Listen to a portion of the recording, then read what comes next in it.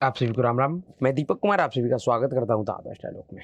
दोस्तों, मैंने कल एक वीडियो बनाया था क्षेत्रीय पार्टियों के ऊपर, खास करके जो परिवारवादी पार्टी है, जिस पार्टी का मुखिया एक ही परिवार के लोग होते हैं या उस परिवार का कोई सदस्य होता है या फिर उसी परिवार का सदस्य होता है। मैंने उस वीडियो में यह समझाने का प्रयास किया था कि अगर ऐसे पार्टियों में कितना भी प्रभावशाली कोई नेता क्यों ना हो, अगर वो परिवार से बाहर का है और उनके पास कितना भी महत्वपूर्ण पद क्यों ना हो, लेकिन उनका जो हैसियत होता है उस पार्टी के अंदर, वह सिर्फ और सिर्फ उस परिवार के नजर में एक घरेलू नौकर के बराबर होता है, उससे अधिक नहीं होता है। और ये कई एक बार क्षेत्रीय पार्टियों ने इस बात को खुद ही सत्यापित किया है। ऐसा ही एक कहानी और लोगों के सामने आया है। ऐसे तो ये कहानी बहुत लंबा है और काफी दिनों से चल रहा है। इस देश में एक बड़ा ही शातिर नेता जो कभी एनजीओ गैंग का सरगना हुआ करता था, सरकारी मुलाजिम के साथ ही साथ एनजीओ चलाता था। और जो एनजीओ चलाने वाला लोग होता है ना, वो बड़े ही शातिर और खिलंदर होते हैं। वो सामान्य नेताओं के तुलना में वह ज्यादा खतरनाक होते हैं। उनका जो सोच होता है, उनका जो सोचने का तरीका होता है, वह बड़ा ही शातिर होता है। वो हर एक काम शातिर तरीके से करते हैं। ऐसा ही एक नेता भारतीय राजनीति का अरविंद केजरीवाल है। अरविंद केजरीवाल जो कि राजनीति में आने से पहले एक सरकारी मुलाजिम थे और साथ ही साथ वो एनजीओ गैंग का सरगना थे। एनजीओ चलाते थे, परिवर्तन नामक एनजीओ था उनका, वो एनजीओ चलाते थे। उसके बाद उनके मन में शायद आया कि उन्हें राजनीति करना चाहिए, वो राजनीति बेहतर कर सकते हैं और अन्य नेताओं से अच्छा और बड़े ही शातिर तरीके से कर सकते हैं। उन्होंने 2012 में महाराष्ट्र के एक बुजुर्ग अन्ना हजारे जी को अपने उस इंडिया अगेंस्ट करप्शन नामक आंदोलन का चेहरा बनाया और उनका चेहरा आगे करके उनके प्रति जो देश में लोगों का सहानुभूति था, उस सहानुभूति को अपने पक्ष में कर कर एक राजनीतिक दल बनाया, जिस दल का नाम पड़ा आम आदमी पार्टी। उस समय उस दल का, उस पार्टी का जितने भी संस्थापक सदस्य था, 2012 में ये पार्टी बना था। पहला चुनाव उन्होंने 2014 में दिल्ली विधानसभा का लड़ा। उसके बाद फिर से 2015 में चुनाव हुआ। 2017-18 आते आते अरविंद केजरीवाल ने अपने पार्टी के संस्थापक सदस्यों को बड़े ही शातिराना तरीके से एक के बाद एक सबको निपटा दिया। जो पार्टी नहीं छोड़ना चाहते थे वो सब के सब जेल चले गए, किसी न किसी मामले में वह जेल चले गए। और जो जेल नहीं जाना चाहते थे वो सभी के सभी पार्टी छोड़ दिए। उसमें एक से बढ़कर एक दिग्गज लोग थे, शांति भूषण, प्रशांत भूषण, जिनका तूती बोलता है इस देश के सुप्रीम कोर्ट में। ऐसे प्रशांत भूषणों ने भी अरविंद केजरीवाल के शातिरपना को समझकर जेल जाने से पहले ही पार्टी छोड़ दिए। नहीं तो आज के तारीख में प्रशांत भूषण भी किसी न किसी मामले में जेल में होता, अरविंद केजरीवाल उनको जेल जरूर भेज देते। उसी तरीके से कुमार विश्वास, कपिल मिश्रा, योगेंद्र यादव, किरण बेदी, ऐसे ऐसे एक से बढ़कर एक क्रांतिकारी लोग जो अपने आप को राजनीति का क्रांतिकारी मानते हैं, जो लोग इस देश के राष्ट्रीय पार्टी का एजेंडा तैयार करते थे, उन सभी लोगों ने अरविंद केजरीवाल के शातिरपने को देखकर अपने से ही पार्टी छोड़ दिया। और जो लोग ना छोड़े, आज वो सब कहां हैं आप सभी लोग देख ही रहे होइएगा। आज मनीष सिसोदिया जेल में हैं, सत्येंद्र जैन जेल में हैं, संजय सिंह अभी अभी जेल से आए हैं। यानी कि एक तरीके से अरविंद केजरीवाल ने उनके इर्द गिर्द जितने भी लोग थे जो उनके या उनके राजनीति के ऊपर हावी हो सकते थे, उन सभी का बलि ले लिया। किसी न किसी मामले में उन सबको दागदार बना दिया। लेकिन बचा तो खैर अरविंद केजरीवाल भी ना, दाग तो उसके ऊपर भी लग गया, लेकिन अपने शातिरपने की वजह से वह फिलहाल उन सभी नेताओं से अभी भी बेहतर स्थिति में है। अभी अभी दिल्ली शराब घोटाले के मामले में जुडिशियल कस्टडी से 21 दिनों की पैरोल पे माननीय न्यायालय में बैठने वाले माननीय मिलोडो के और कांग्रेस पार्टी के वरिष्ठ नेता अभिषेक मनु सिंघवी के दया पर 21 दिनों का पैरोल इनको मिला है। किस लिए? चुनाव प्रचार करने के लिए।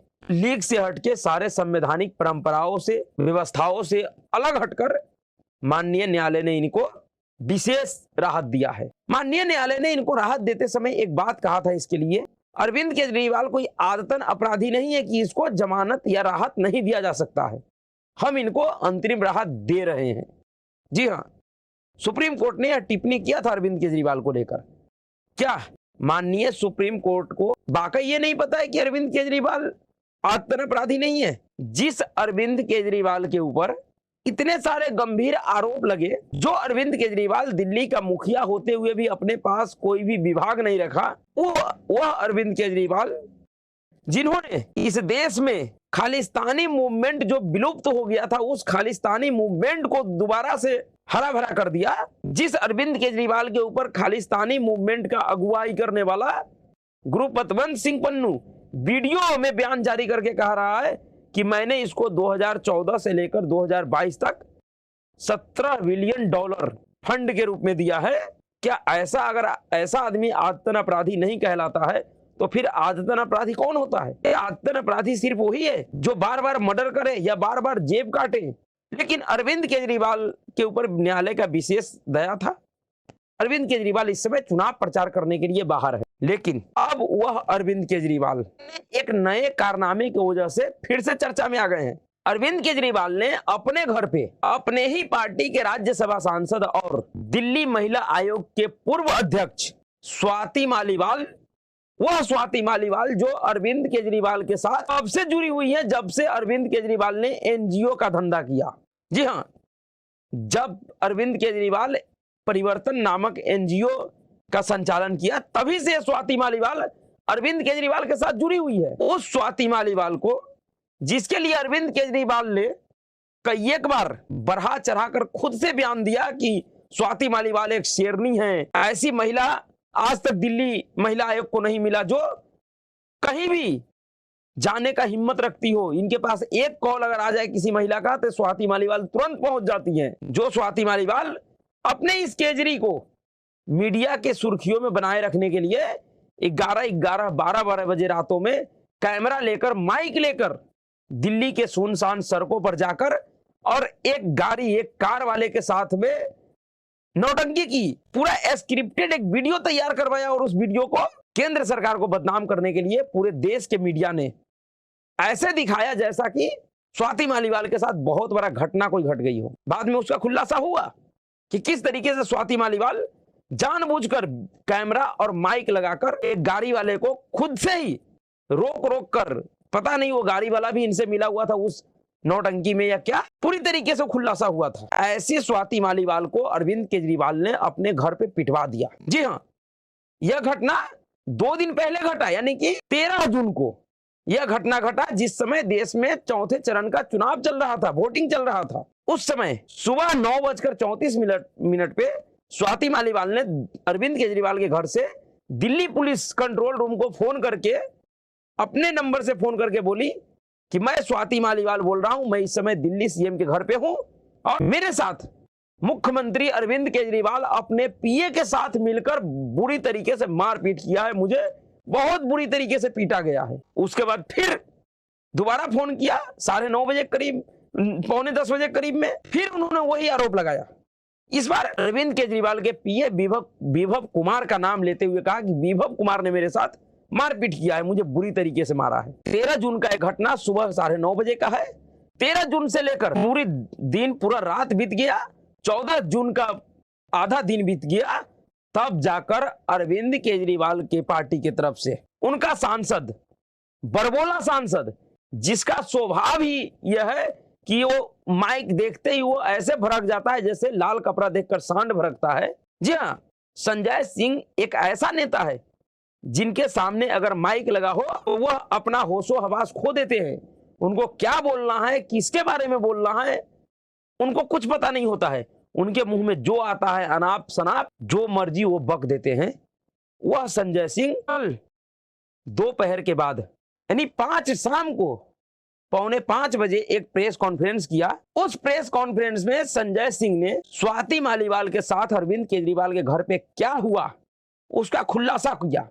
इससे पहले, यानी कि लगभग 40-45 घंटे तक पूरा आम आदमी पार्टी, जिस पार्टी का यह स्वभाव है कि छोटे छोटे बातों पर इनके नेता, क्योंकि सारे के सारे नौटंकीबाज हैं, यह पार्टी ही नोटिंगबाजों का पार्टी है। प्रेस कॉन्फ्रेंस एक के बाद एक जितने इसके पार्टी में नेता है सभी नेता अलग अलग प्रेस कॉन्फ्रेंस करते हैं, एक छोटा सा भी कोई मामला हो जाए तो। लेकिन इतना बड़ा घटना घटा, अरविंद केजरीवाल के घर पे दिल्ली पुलिस ने दस्तक दे दिया, लेकिन पार्टी का नेता तो छोड़िए, किसी कार्यकर्ता के मुंह से एक शब्द नहीं निकला स्वाति मालीवाल मामले पे। लेकिन 40 घंटे के बाद संजय सिंह आते हैं, एक प्रेस कॉन्फ्रेंस करते हैं और वो प्रेस कॉन्फ्रेंस में यह कबूल करते हैं कि स्वाति मालीवाल के साथ अरविंद केजरीवाल के घर पे मारपीट हुआ था। विभव कुमार जो कि अरविंद केजरीवाल का पर्सनल सेक्रेटरी है, उसने स्वाति मालीवाल के साथ अभद्रता की थी, अभद्रता किया था,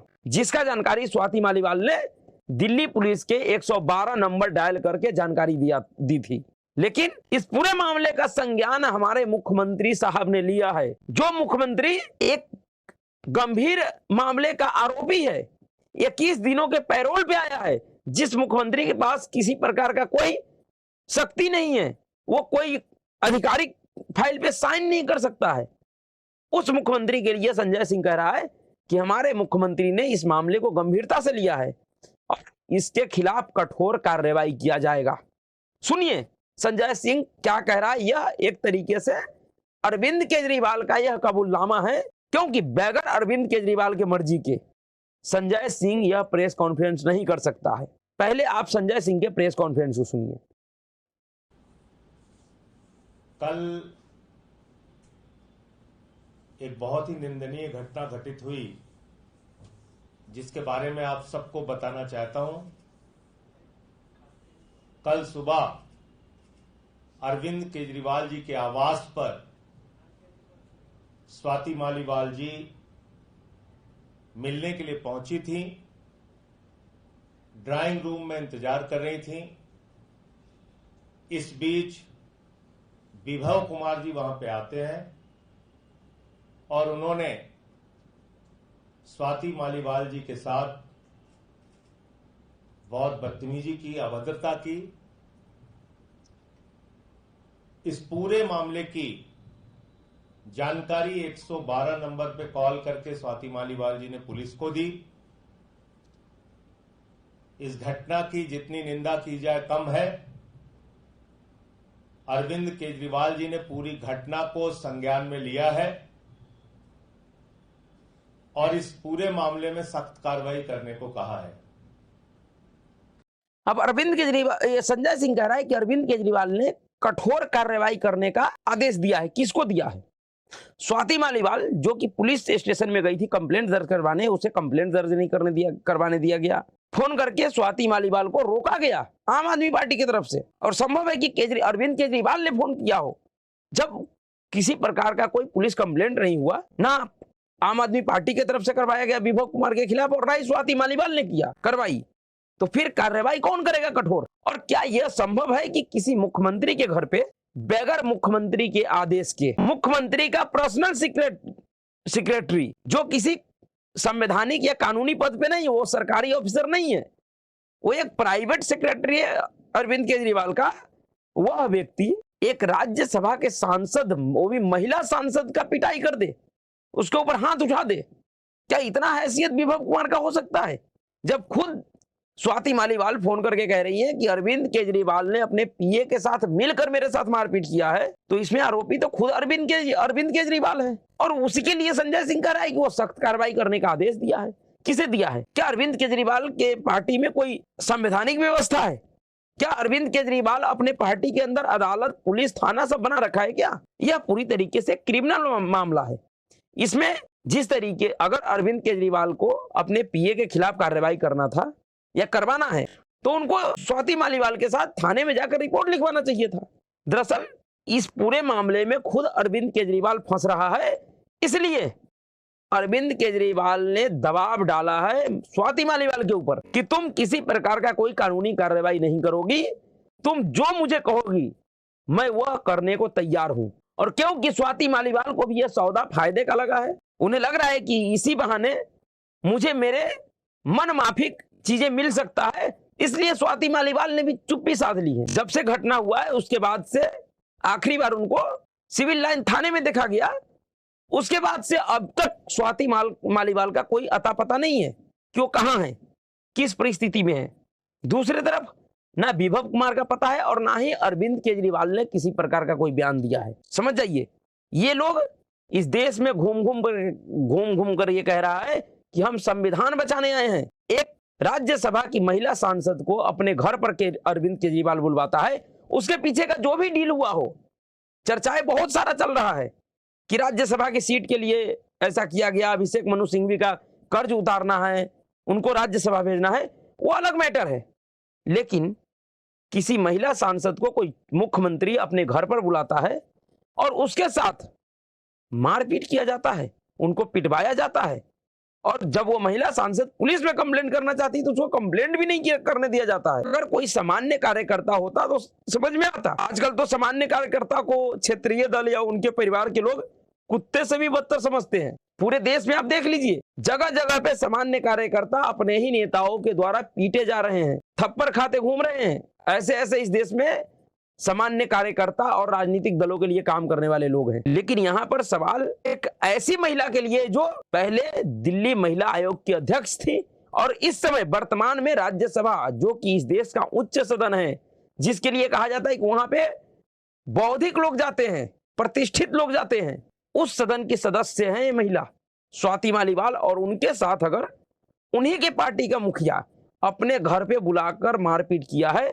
तो यह एक गंभीर मामला है। लेकिन इस पूरे मामले के ऊपर जिस तरीके का खुलासा अरविंद केजरीवाल, संजय सिंह ने किया है, उसको देखकर अब ऐसा लग रहा है कि अरविंद केजरीवाल ने अपना नया शिकार अपने पीए विभव कुमार के रूप में चुना है। क्या अब इस मामले से बचने का एक ही रास्ता है कि वह अपने इस पीए का बलि ले, नहीं तो यह मामला बहुत दूर तक जाने वाला है। अगर भारतीय जनता पार्टी के नेता इस मामले को पकड़ कर बैठ गया तो यह अरविंद केजरीवाल और आम आदमी पार्टी के लिए बहुत भारी पड़ने वाला है, क्योंकि अब खुद स्वीकार्यता अरविंद केजरीवाल के पार्टी के राज्यसभा सांसद ने, क्योंकि अब खुद इस बात को पुख्ता कर दिया है संजय सिंह ने कि हाँ, स्वाति मालीवाल के साथ अभद्रता अरविंद केजरीवाल के घर पे हुआ था, उनके ड्राइंग रूम में हुआ था। इसलिए अब इस बात से अरविंद केजरीवाल मुकर नहीं सकता है कि नहीं, ऐसा नहीं हुआ था, एक झूठा मामला है। देखना यह है कि पीए विभव कुमार के खिलाफ क्या कार्रवाई होता है। मुझे नहीं लग रहा कि अरविंद केजरीवाल कोई कार्रवाई कर पाएगा, क्योंकि विभव कुमार अरविंद केजरीवाल के लिए कोई सामान्य व्यक्ति नहीं है। वह एक ऐसा व्यक्ति है जिसके पास अरविंद केजरीवाल का पूरा कुंडली है, और आज का कुंडली नहीं है, जब से अरविंद केजरीवाल एनजीओ गैंग का सरगना बना हुआ है तब से लेकर अब तक का कुंडली है।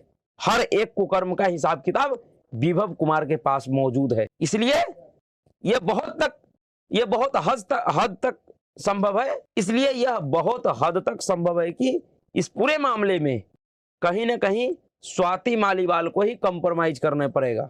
विभव कुमार का कुछ नहीं होने वाला है। लेकिन एक चीज जरूर है कि अरविंद केजरीवाल ने अपने संजय सिंह के माध्यम से यह खुलासा करवाकर विभव कुमार के नाक में नकेल जरूर डाल दिया है। विभव कुमार भविष्य में कभी बहकने का दुस्साहस नहीं कर सकता है, चाहे कितना भी राज क्यों ना हो उसके अंदर। अब वह राज उगल नहीं सकता है। वह केजरीवाल को अगर चाहे भी तो ब्लैकमेल नहीं कर सकता है।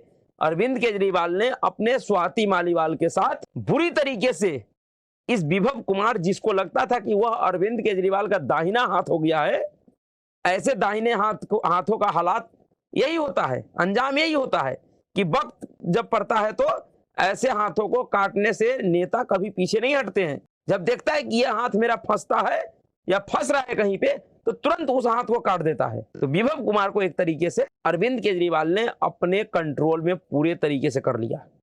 अब वो विभव कुमार चाह कर भी कभी भविष्य में नहीं भटक सकता है। एक तीर से केजरी ने कई एक सारे निशाना किया है। स्वाति मालीवाल को भी हैसियत दिखा दिया, विभव कुमार को भी नाप दिया और अपना राजनीतिक एजेंडा भी पूरा कर लिया। देखिए आगे इस मामले में क्या होता है। तो अभी के लिए इतना ही। अगर आपको वीडियो अच्छा लगा, वीडियो को लाइक कीजिएगा, शेयर कीजिएगा और चैनल को सब्सक्राइब कीजिएगा। नमस्कार।